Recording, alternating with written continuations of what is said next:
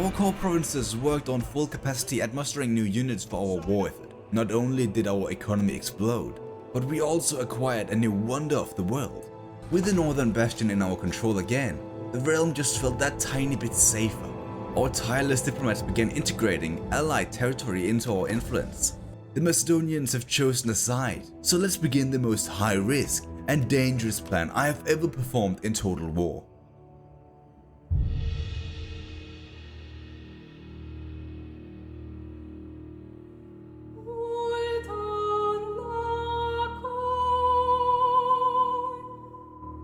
We have all heard of the great Hannibal Barca and his impressive crossing of the Alps. What made it so unique was the fact that no one thought it was possible. The insane plan caught the Romans completely off guard, and I want to be able to do the same. Perform a maneuver no one ever saw coming.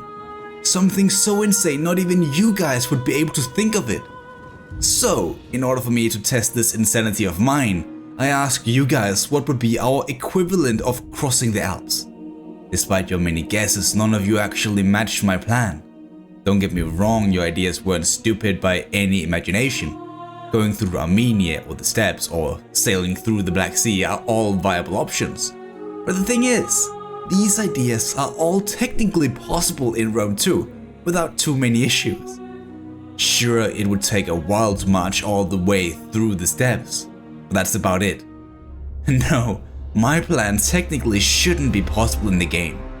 I want to transport a fully formed army all the way from Moria, around Arabia, past the Seleucid fleets, and land in Upper Egypt behind the Seleucid lines.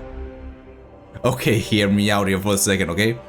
Yes, you're right, we will only have supplies to sail half that distance, and the rest will be attrition mania. But this is where I might have found a mad solution.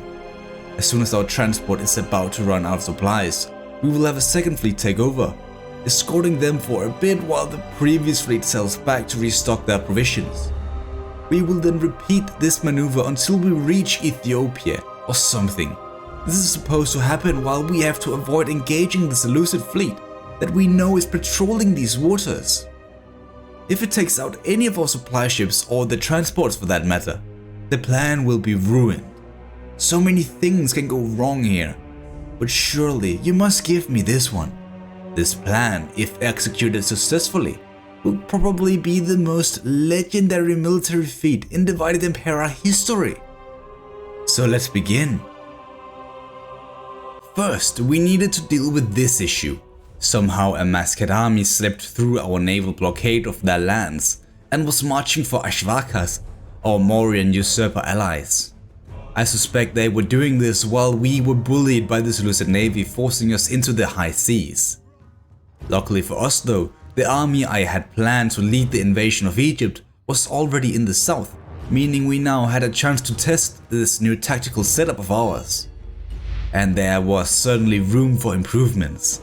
Apparently these scorpions were locked to the ground, giving them a limited use during an assault such as this one. But that is why we have elite hoplites and mighty elephants.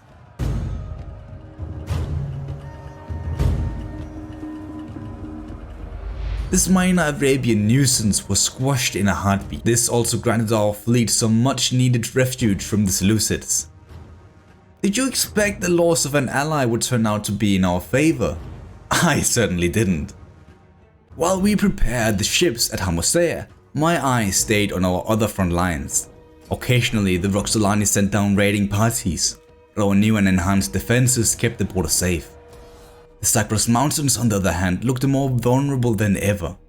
Although two completely reformed armies were on their way to reinforce this frontier, the third and least equipped army was under constant threat of an attack by the Meshen and Atropatkan legions that are growing in size. And don't forget the Macedonians, who could appear at any moment. With that said, it was actually our age-old blood-feud enemy that seemed to be the most aggressive. We tried to force an engagement and inevitably we did smash their vanguard army. But this offensive decision left our lines overextended and vulnerable. Something the Persians desperately tried to exploit. We had to leave our baggage train behind to escape their wrath. Our seasoned commanders came up with a cunning idea to set up ambushes hoping to divide and defeat the Atrapad Khan once and for all.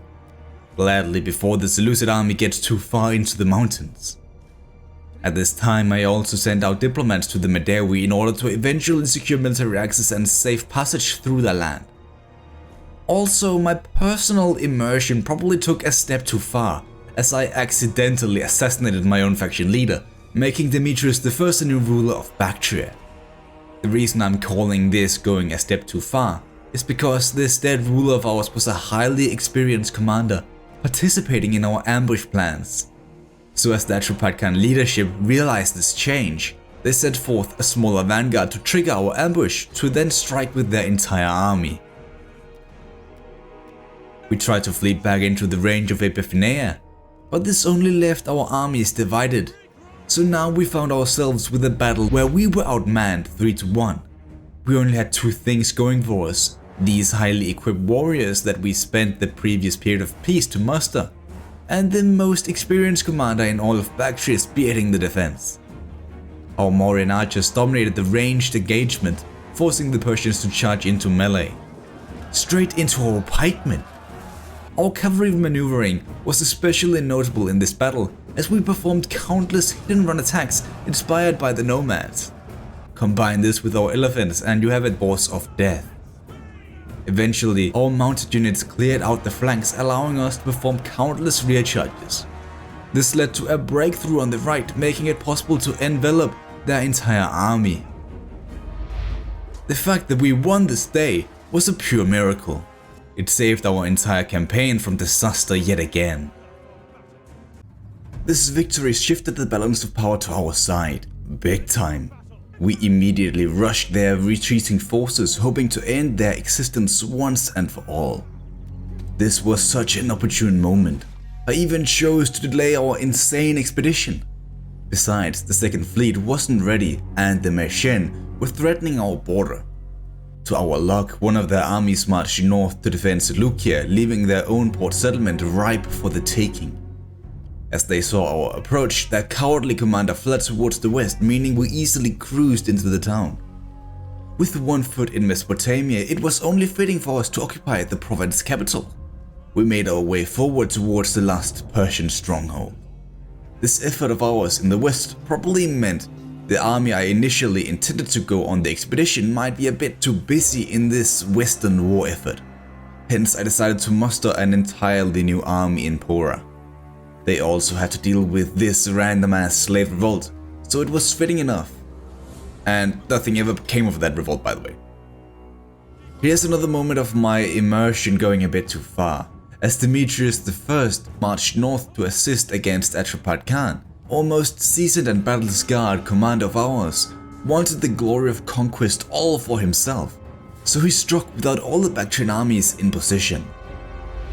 The thought of him being the one to liberate the famous city of Babylon was too great of a reward for him, I suppose. We intended to make several breaches on both sides of the Tigris River that was flowing through the city.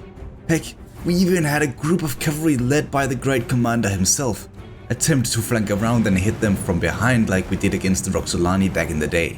This was a highly coordinated attack with multiple units involved. Our elephants were used to try and break through the chokes, but it wasn't successful at all. Our units didn't gain an inch assaulting the breaches we created. The only chance of victory was from the cavalry in the opposite end of the city. However, this was something the Persians had prepared for. Suddenly, spearmen appeared on the bridges towards the town center, and multiple cavalry units honed in on our position. We had to leave one cavalry unit behind to hold this small wooden bridge that led straight to the breaches. The thing is, once we reached the actual engagement, most of our soldiers had lost faith in our attack and began retreating. We only got to charge them once before the cavalry and the best commander Bactria ever had got overwhelmed, and with that we withdrew from Seleucia. This was a massive loss that led to the end of an entire generation apart from a single underdeveloped lineage. Not long after, the Persians went on the offensive again, trying to finish what they started. Once more we lost an army, but don't forget how heroic they fought against incredible odds on so many occasions. The next turn our faction leader made it to the city. This time around, it wasn't much of a fight, as the other armies had dealt with most of the defenders. It took 3 completely reformed and elite Bactrian armies to deal the final blow to Atrapat Khan, but Seleucia was ours at last. However, now we are directly bordering the Seleucids, and soon to do the same with the Macedonians who are closing in the north. So I'm not sure if this is a good thing. In the south, the Messian, despite their heavy losses from attrition, wanted to make one final effort to retake their home we stole from them. The army we had garrisoned to defend this port was the only army on our front lines that hadn't been reformed yet, so the fact that 2 armies came to attack them was a huge threat. It was only thanks to our swift cavalry, which fought bravely to delay the second army, allowing our units inside the city to deal with 1 army at a time, that made sure we survived here. It was a close call, with the general getting close to meet fate on multiple occasions. But despite our many casualties, it turned out as a victory for us.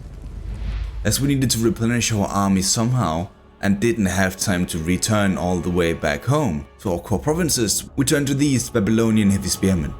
Decent units, good enough to defend the south, but no way they can assault the Seleucid settlement. Luckily, this army isn't in any immediate danger. No, that was more for the armies in the north. Not only do we have a Seleucid and Macedonian army at our border, but also the Roxolani have turned their heads towards ships and using them as a way to slip past our defenses. The only thing we actually could deal with was the Seleucids. The city of Seleucia really needed reinforcements, and as I doubt the Macedonians will attack us straight away, we sent our second army down there to help. A good idea, as they besieged the city with 2 more armies approaching from the deep desert. It was a miracle we defeated their first army, which had the consequence of the Seleucids delaying their offensive for a bit. But at least we know the armies are on the front lines, meaning our expedition, if it is able to land in Upper Egypt, will steam through their lands unopposed. The army was just about to be ready as well. Let's take a closer look at it, shall we? The main core of the army was composed of 5 phalanx infantry units. They were chosen for the expedition as they were excellent for holding certain positions, such as a center on a battlefield or crucial street in a town. However, they aren't all that great for scaling walls, hence we also brought 4 sets of Greco-Bactrian assault infantry. Besides, they can act as both fast flanking units or flexible reserve units during a field battle. For dealing with cavalry and overall holding our flanks, we've brought just 2 units of Thurio spears.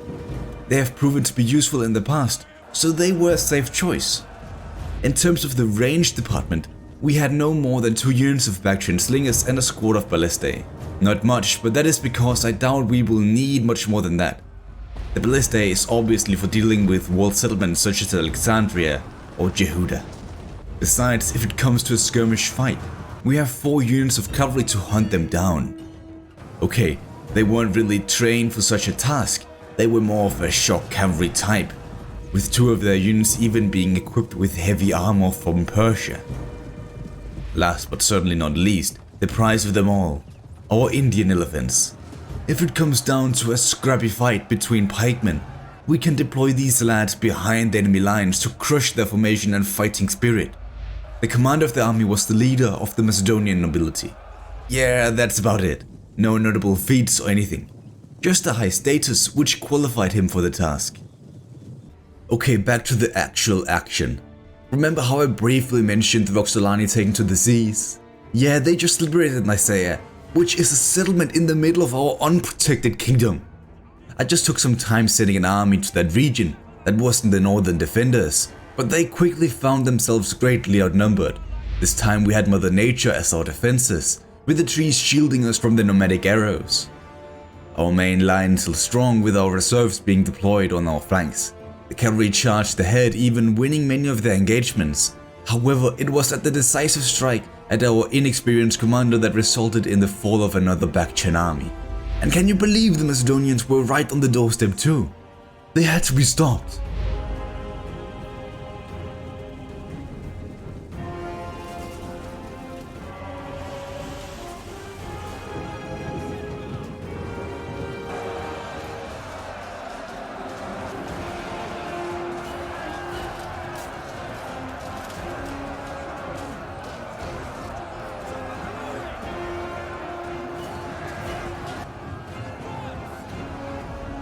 At least this was a heroic victory. Inevitably, our haggard defenders of the north dealt with the invading nomads, but another army was already on its way towards us. Honestly, it looked worse than it actually was. But do you want to see something beautiful? After defeating a second Macedonian army in a meaningless battle, Demetrius I, our faction leader, went on a tremendous campaign marching up through Mesopotamia. This surely caught both the eye and wrath of the Seleucids. The perfect distraction for our incredible plan. You see, while most of the latter events here took place, we had set sail from Amosea. The voyage was dangerous and scary, with the Seleucid fleet patrolling our only route without entering deeper waters. A recipe for disaster, yet they never attacked. The journey was long and slow. As expected, not even halfway past Arabia did our first set of supplies run out. But as planned, we swapped fleets, with the replaced one barely being able to make it back home. The predictions for our new supplies was that it wouldn't even last the rest of the journey. Another drop had to be made if we wanted to avoid attrition. But we didn't have time for it. Neither will the new supplies be able to make it here in time, nor did we have a more opportune moment to strike than this.